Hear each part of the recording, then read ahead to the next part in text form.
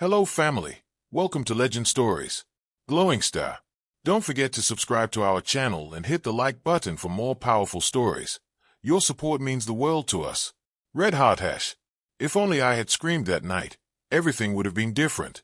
I tell myself this every morning now. When I wake up and the house feels too quiet and my husband Emeka looks at me like he is trying to remember something he has already forgotten.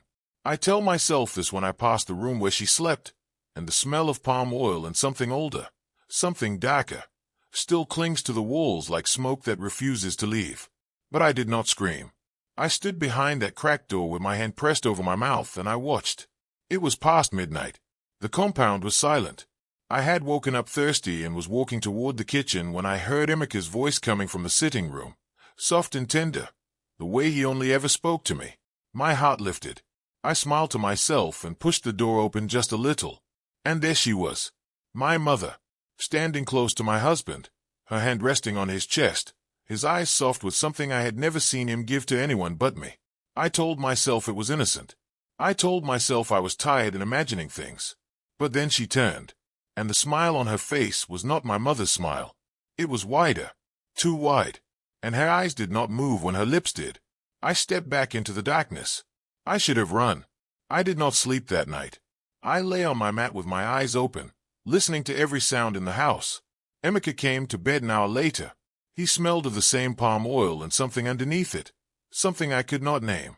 He fell asleep quickly, peacefully, like a man with no worries. I stared at the ceiling and tried to convince myself I had seen nothing strange. But then I remembered the shadow. Earlier that evening, before I had gone to bed, I had watched my mother walk past the lantern in the hallway. It was a small thing, the kind of thing you would not notice if you were not already uneasy. But I noticed it. Her shadow, instead of moving with her, moved just a little bit after. Not much, maybe half a breath behind, like a reflection that was not quite paying attention. I blinked and told myself the lantern was flickering. But lanterns do not make shadows move late. I sat up slowly in the dark. The house was completely silent. And then, from the room where my mother slept, I heard something. Not a voice exactly. More like breathing, but too slow and too deep for a sleeping woman. And then I heard her whisper, "I know you are awake, Kem." My whole body went cold. I pulled the blanket to my chin and did not move until morning. Let me take you back to where it all began, because you cannot understand what I saw unless you understand what came before it. 3 months before that night, my mother returned to our village after 6 years of silence. 6 years. No letters. No word through travelers. No message sent with market women passing through. My mother, Adiz, had simply walked away one rainy season and disappeared like water into dry ground. My father had died 2 years into her absence, still asking for her. I had buried him alone. So when she appeared at my gate one evening, thin and smiling, with her wrapper tied neatly and her hands outstretched, I should have asked questions. I should have said, "Where have you been?" I should have said, "Why did you not come when your husband was dying?" I should have said, "Who sent you back and what do you want?" Instead, I cried. I ran to her. I held her so tightly I could feel her ribs. Because that is what you do when the person you have been missing finally stands in front of you. You stop thinking. You just feel. Emeka came out and greeted her with respect. The neighbors came over and celebrated. Someone brought cola nut. Someone else brought palm wine. Nobody asked where she had been.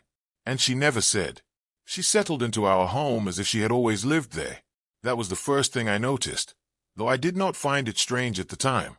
Most returning family members need a few days to find their place in a new house. They ask where things are kept. They wait to be shown the kitchen rhythm and the routines of the compound. My mother asked nothing. Within 2 days, she knew where every pot was stored. She knew that Emeka liked his soup thick and peppery and that he preferred to eat in silence. She knew that I always checked the back door before sleeping and that I kept a small Bible under my pillow. I told myself she was observant. I told myself she had always been a sharp woman. She charmed everyone. The women in the compound brought their problems to her. The young men greeted her with deep respect. Even Mema Kayama, the oldest woman on our street who trusted nobody, said my mother had the spirit of a true elder. Emeka was the most affected. He began coming home earlier from work. He sat with her in the evenings and listened to her stories. He laughed more. I was happy. Or I tried to be. She insisted on sleeping inside the main house rather than the guest room across the compound. She said she was old and did not feel safe alone. I gave her the room beside ours. I should not have done that. The praise was constant and it came from everyone. Your mother is a blessing. That is what Emeka told me one evening as we lay together. She is wise and warm. God brought her back to us at the right time.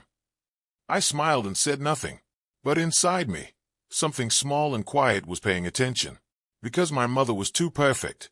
Not perfect in the way that loving people are, where you see their effort and their kindness and it moves you. Perfect in a calculated way. Like someone performing a role they had studied from a distance and were now executing without error.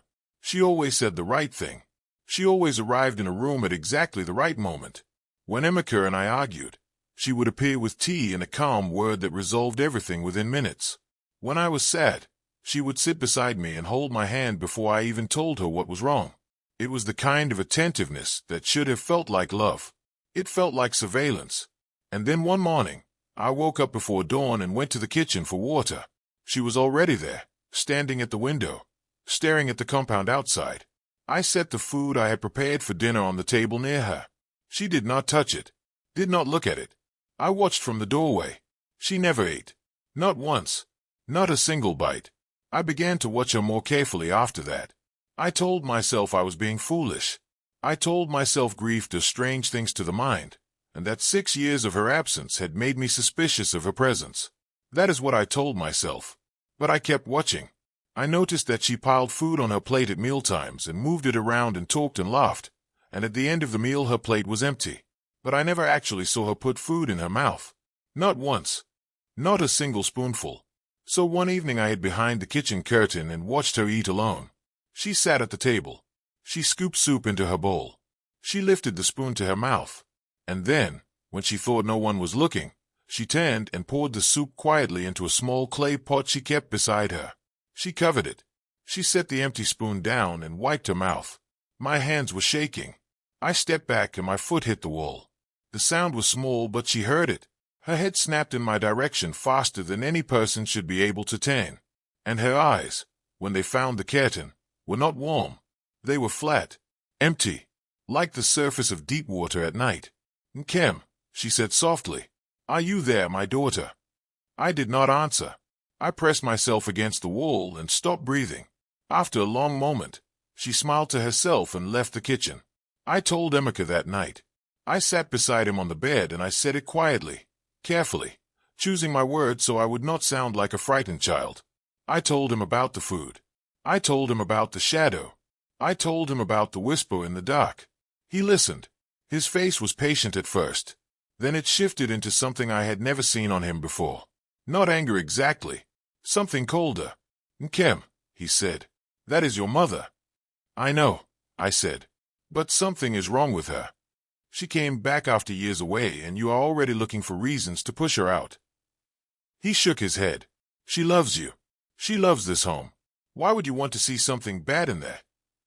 "I am not trying to see something bad, Emeka. I am telling you what I saw." He stood up. "You are tired. You have been working too hard. Rest." He left the room. I sat alone on the bed and felt the first real fear move through me. Not fear of my mother. Fear of being alone in this. Fear of what it meant that the man who knew me best could look at me and choose not to believe me. The next morning, my mother greeted me with a warm smile and fresh pap on the table. Emeka smiled at her over my shoulder. I ate in silence, and I knew I was on my own. I needed proof. Something I could point to and say, "Look, see this. This is real and it is wrong."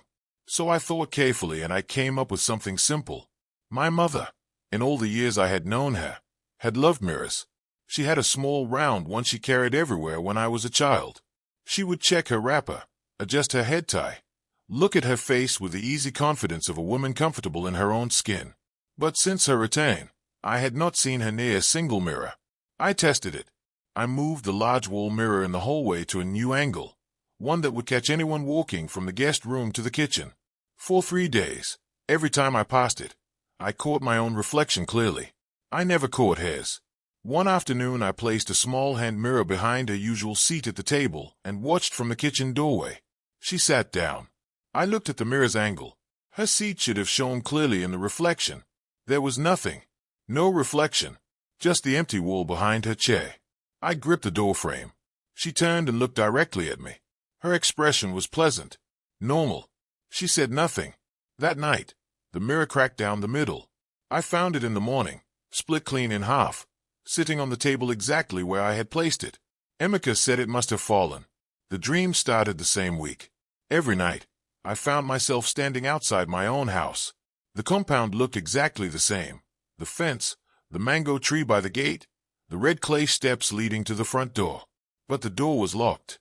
And when I pressed my face against the window and looked inside, I saw someone living my life. She sat at my table. She wore my wrapper. She spoke to my husband, and he leaned toward her the way he used to lean toward me, with his whole body, like a plant turning toward light. I knocked on the window. Nobody heard me. I screamed and no sound came out. I would wake up gasping, my wrapper soaked, my heart hammering so hard it hurt. On the fourth night of these dreams, I woke at 2 in the morning and sat up trying to slow my breathing. The house was dark and silent. And then I heard it, from the sitting room, my mother's voice, low and soft, speaking to someone, or to nothing, in a language I did not recognize. Not Igbo, not Yoruba, something older and rougher that scraped against the inside of my ears. I crept to the door and listened. She stopped. A pause. Then, in my mother's sweetest voice, she called my husband's name and added one word. Mine. It happened so gradually that I almost did not notice. Decision by decision, my mother took over the running of the house. First it was small things. She began telling the market women what to bring and what price to accept. She started directing the young girl who came to help with cleaning. She rearranged the kitchen without asking me. I said nothing. I told myself these were small things. I told myself she was just trying to help. But then the neighbors stopped coming to me.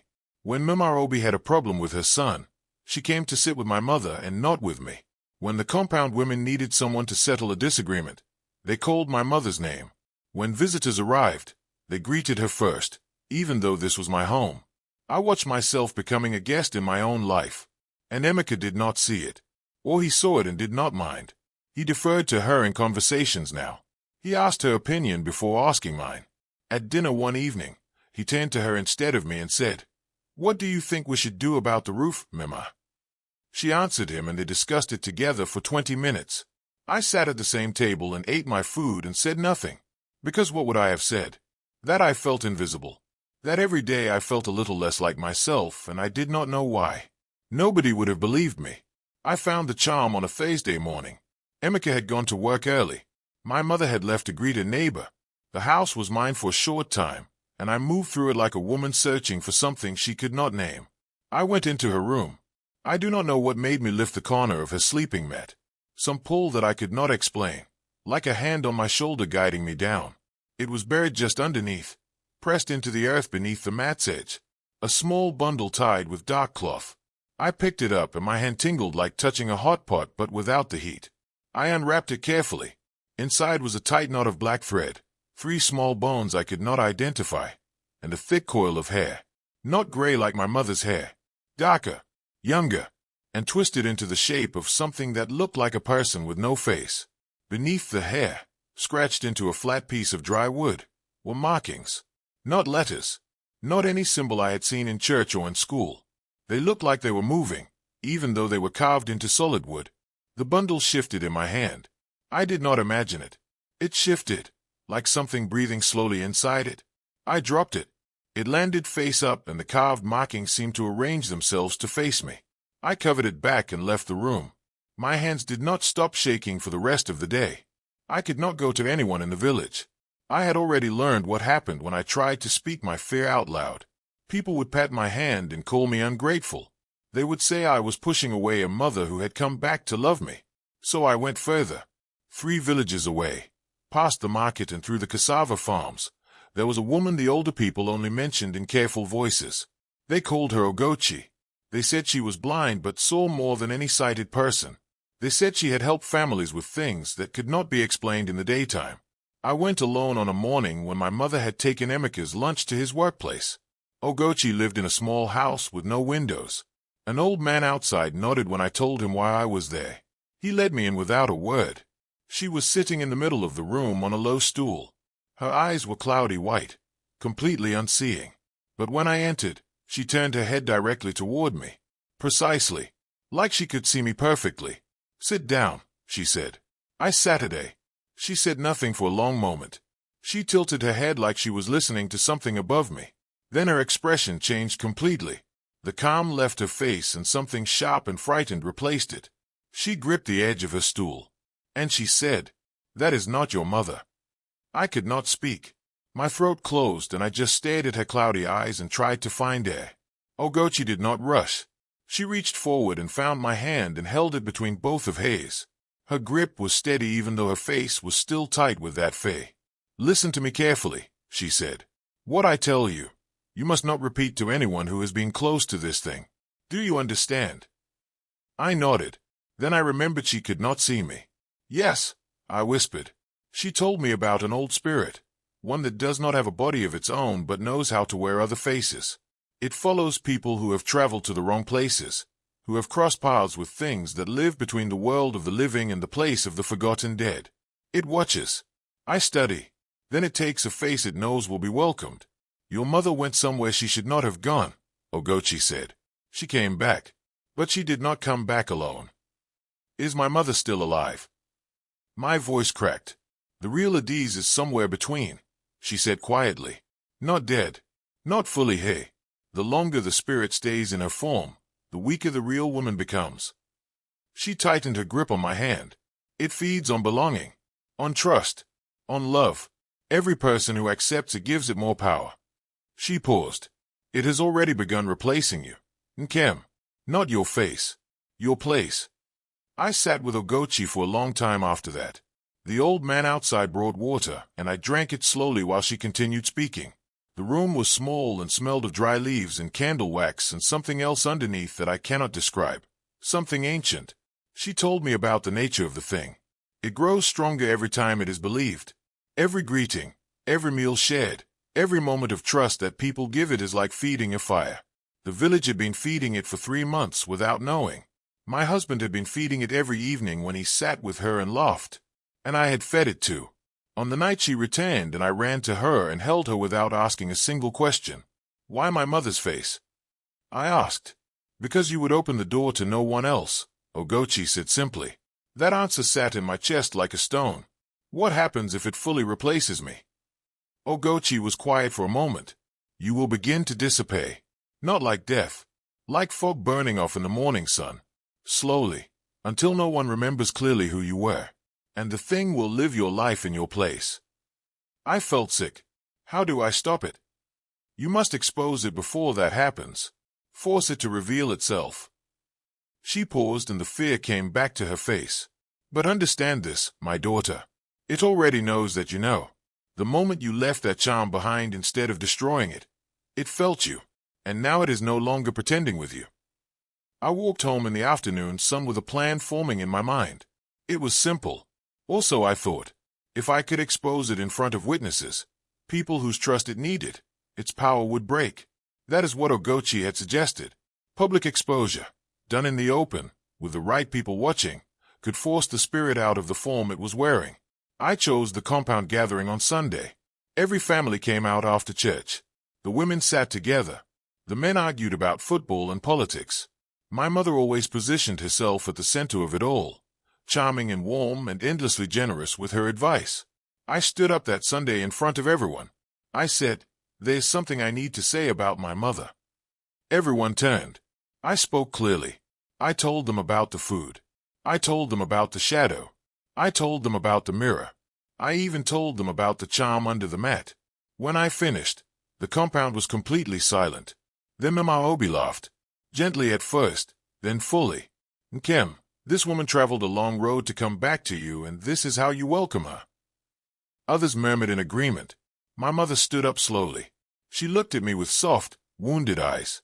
She touched her chest like my words had hurt her deeply. "My daughter," she said, her voice breaking perfectly, "why do you want to shame me?" The crowd turned on me. I went back to Ogochi. I sat on the same low stool and told her what had happened. She listened without expression. When I finished, she nodded slowly, like she had expected this.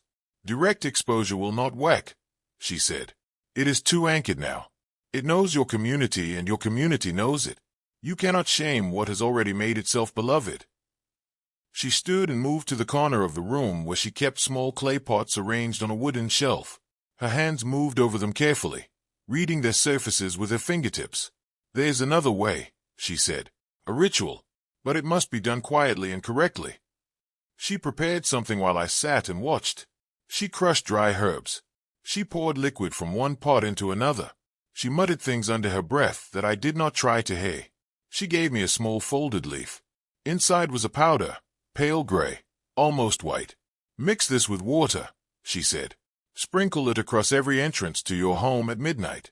Then light a white candle at the center of the room where it sleeps and speak its true name. Not your mother's name. The name I will give you now. She leaned forward and whispered something into my ear. That night I did everything exactly as she had instructed. Something wrong and hollow and very old. Then it settled back and opened its eyes. The ritual failed. In the morning, she was stronger. I felt it before I even left my room. The air in the house had changed. Heavier, warmer in a way that was not comfortable. Like standing too close to a fire that is too large. She was already in the kitchen when I came out. She moved differently. Before, she had moved with my mother's familiar slowness, that slightly rolling walk that I had known since childhood. Now there was something underneath the movement, something that did not quite fit. She did not pretend to be with me anymore. She set a cup of tea on the table and looked at me directly, not warmly, not coldly, just with a flat, patient attention that told me clearly she understood what I had tried to do and was not frightened by it. You went to the old woman, she said. Not a question. A statement. I said nothing. Sit down, Nkem. Have your tea. I sat a day. I did not touch the tea. She watched me for a moment. Then she turned back to the kitchen as if nothing had happened. As if we were just a daughter and her mother having a quiet morning together. But at the door she stopped. Do not go back to her, she said, in my mother's voice, with something underneath it that was not my mother's voice at all. Next time, the ritual will not just fail. She walked out.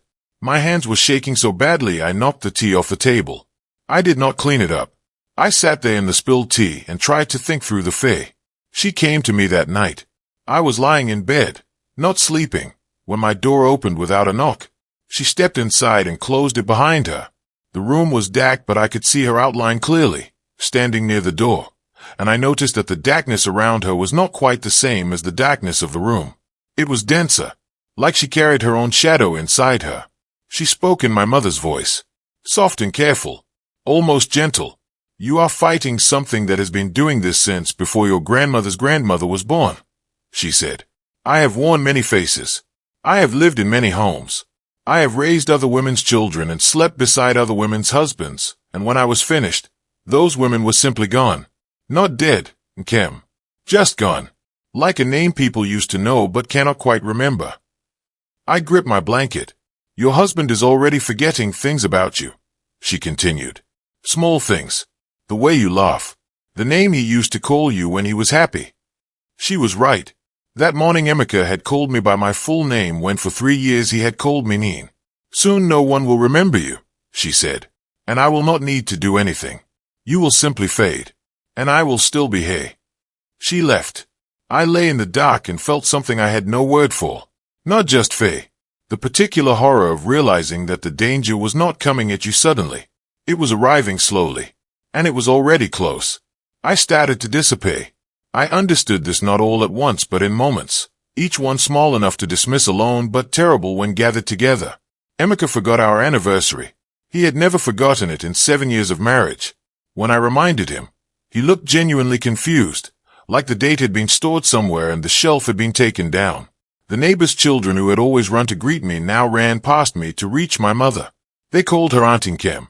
My name. On their lips, spoken to her face. My colleague at the primary school where I taught stopped me one morning and said, puzzled, "Did you cut your hair recently? You look different." I had not cut my hair. I stood in front of my own mirror one evening and stared at my face for a long time. I was still there. I could see myself. But something about the image felt thinner, like a photograph left in the sun too long. Still clear but losing its depth. I cried quietly that night with the door locked. And then I sat up and dried my face and told myself I was not going to fade. I was not going to become a name that people used to know. This was my home, my husband, my life. And if I had to tear this thing out of my world with my own hands, I would do it. I went back to Ogochi the next morning. Ogochi knew without me saying anything. She could feel what was happening. She sat very still when I entered, and when she turned her face toward me there was grief in it. The particular grief of a person watching something they feared come true. How much time? I asked. Not long, she said. She told me the final solution. It was more dangerous than anything she had described before. And she did not hide that from me. The spirit could only be fully forced out during the night hours, in the space between midnight and the first rooster. That was its most powerful time, but also, paradoxically, its most vulnerable. During those hours, it had to hold two things at once, its true form and the borrowed face. And holding both together was the one thing that could crack it open. I needed to bring it to a place where it could not run, where it was surrounded by things that spoke the truth. Salt at every threshold. Ogochi gave me 3 objects, a small piece of mirror glass, a black thread, and a single white feather. I had to arrange them in a triangle in the center of the room. The spirit, if drawn into that space, would be forced to release the form it was wearing. And then, I asked, and then you speak the name I gave you, loudly, without stopping, even if it tries to stop you. She held my hand firmly. But hear me, Nkem. It will try to kill you first. It knows this is the end, and things like this do not go quietly. I prepared everything across 2 days. I could not rush. One wrong step and it would know. It was already watching me more carefully. At meals it kept its eyes on me. When I moved through the house, I felt its attention following me like a cold draft. I collected the objects from Ogochi and kept them hidden in the lining of my old church bag. I bought salt from 3 different market women, so no large amount would seem unusual. I arranged the house quietly, deliberately, moving things during the day when my mother was outside so that by the night I planned to act, everything would be positioned correctly. I told Emeka I needed him to sleep deeply that night. I did not tell him why. I made him a cup of warm bitterleaf tea before bed. Ogochi had told me it would give him a heavy, dreamless sleep and keep him out of harm while I worked. He drank it without question. I sat beside him until he was deeply under. Then I moved. I laid the salt lines, threshold by threshold, door by door, the windows, the back entrance, every place where something could enter or leave. I placed the mirror piece, the thread and the feather in the center of her room. The triangle was small, but Ogochi had said the size did not matter, only the intention. I lit the single white candle at its center. I stood in the doorway and waited. The house had gone completely still. Then, from the sitting room, I heard her footsteps. She knew. This was the night I had already seen from a distance. When I stood behind the cracked door those weeks ago watching her smile at my husband, I was seeing the beginning of the end. I just had not known it yet. Now I stood in the open doorway of her room and waited for her to come. She walked slowly down the hallway. The candle inside the room made a circle of warm light, and she stopped at the threshold and looked at the salt line on the floor. Then she looked at me. For the first time since she had arrived, she did not bother with my mother's expression. The warmth was gone. The soft eyes were gone. What looked at me through my mother's face was old and patient and completely unafraid. "You are brave," she said. "I have done this many times, and not many women choose to stand and face me." "I know," I said. "Step inside." She looked at the candle, at the 3 objects in their triangle. She recognized them. "Little girl," she said quietly, and there was something almost amused in the voice now. "You do not know everything that I am." "I know enough," I said. She stepped forward. The salt line crackled as she crossed it. She stepped inside. She looked down at the triangle of objects around the candle, and for one moment I saw it, a flicker of something ancient and frightened moving beneath my mother's face like a fish under dark water. I did not wait. I opened my mouth and I said the name. The sound that came out of her was not human. It was low and wide and seemed to fill the room from every direction at once. She turned toward me and her face began to change. My mother's warm brown skin pulled and shifted like cloth being grabbed from underneath. Her features stretched. Her eyes went flat and black from edge to edge. And then I saw what was truly wearing my mother. It was tall in a way that did not fit the room. Its shape kept changing as if it could not hold a single form for more than a breath. It had no color. It was the color of something you see in the corner of your eye just before sleep takes you. It had many arms, or what looked like arms, and it moved them in slow, deliberate patterns like a person who is very old and very sighted and is no way urgent to be. It looked at me with those flat black eyes, and it spoke. "You were never the first," it said. The voice was not my mother's anymore. It was every voice at once, layered over each other, the way a crowd sounds when everyone is speaking but no single person can be heard. There was a woman in Yui. There was a woman in Asaba. Before that, women in places whose names people have forgotten. I have worn all their mothers. I have lived all their lives. You are not special, Nkem. You are only the latest. It moved toward me. I kept saying the name. It reached for me, and the cold that came off its reaching was not weather. It was deeper. The cold of a place that has never had light in it. But I did not stop. "You were never the first," it said again. Its voice shook the candle flame. "This thing happening to you has happened before. It will happen again. I do not end. I move. I find a new face and a new home, and the next woman stands exactly where you are standing now, and she falls." I said the name louder. It flinched. That small recoil was everything. I had seen it. It could feel like the name. The name was real, and it was working, and underneath all its certainty there was something terrified. I saw my mother then. Not the thing wearing her face. Hi, Adiz. Like a figure seen through fog glass. Pale and thin and very far away but real. Standing somewhere between this room and the place where the forgotten dead wait. Her eyes found mine. She could not speak, but she raised one hand slowly toward me. I understood. I said the name again and again and again. Not because I was brave. Because she was watching. Because she had come back through all that distance trying to reach me, and this thing had intercepted her and worn her face and used her love against me. The creature screamed. The walls shook. Every mirror in the house shattered at once. And then the candle flared white and bright and blinding, and I covered my eyes.